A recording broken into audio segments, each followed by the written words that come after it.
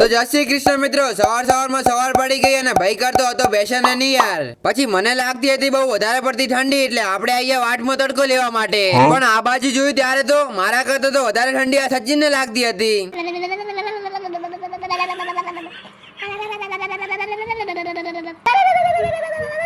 અને આટલી બધી ઠંડી પડે છે તો હજી મોઢામાંથી ધમાડો નહીં નીકળતો, લાગે મારું જ એન્જિન ખરાબ છે. પછી આપણે નાખી દીધા ચકલાઓને દાણા અને જોજો હવે 1 જ મિનિટમાં બધું સાફ થઈ જાય. લ્યો તો આવી ગયા આપણા ઘરે મહેમાન, પણ મહેમાન તો ખાવામાં બહુ બીજી છે, લાગે આપણા જોડે વાત નહીં કરે. એટલે મહેમાનને હવે આપણે સુખ શાંતિ ખાવા દઈએ અને આપણે હવે જઈએ બીજા ધંધે.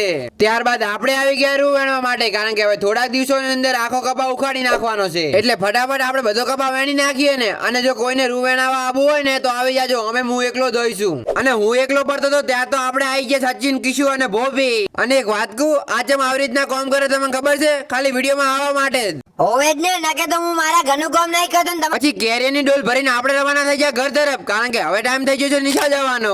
અને તમારા પપ્પા તમને ગાડીઓ અને બાઇક મેળવા આવતા છે, પણ મારા પપ્પા તો જો ટ્રેક્ટર લઈને આવે, ટ્રેક્ટર લઈને. કિધર જાને કા પત્તા બોલ.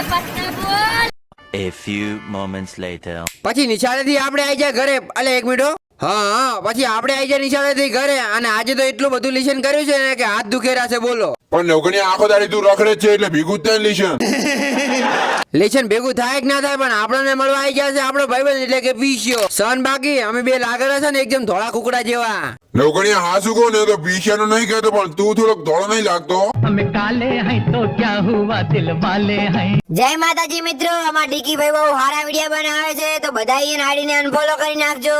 तू साला बहुत नीच आदमी रे. सांप को देखा और तेरे को देखा तो पहला सांप को छोड़ के तेरे को मारना. અને રોજનું આપણું એક ફિક્સ કામ કે ઢોરા તો લોહી કરી જ નાખવાના. અને શું કે મારા કલેજા બોર્ડની પરીક્ષાની તૈયારી કેવી રીતનો કરેલો છે? મને લાગતું હતું કે તું સોનો મોનો વાંચતો હતો. અને રાતે આપણે આવી ગયા ખેતરમાં અને ત્યાં જઈને જોઈ તાર તો શું, આહા ભાઈ આજે નવો તંબુ બનાવી નાખ્યો છે. હવે લાગેલો છે ને કોક તંબુ જેવો. અને વાયકન હુઈ રહ્યાની તો કોઈક મજા જ અલગ હશે બોલો. તો બસ આજ માટે આટલું જ. મળીએ આપણે કાલે નવા બ્લોગ સાથે.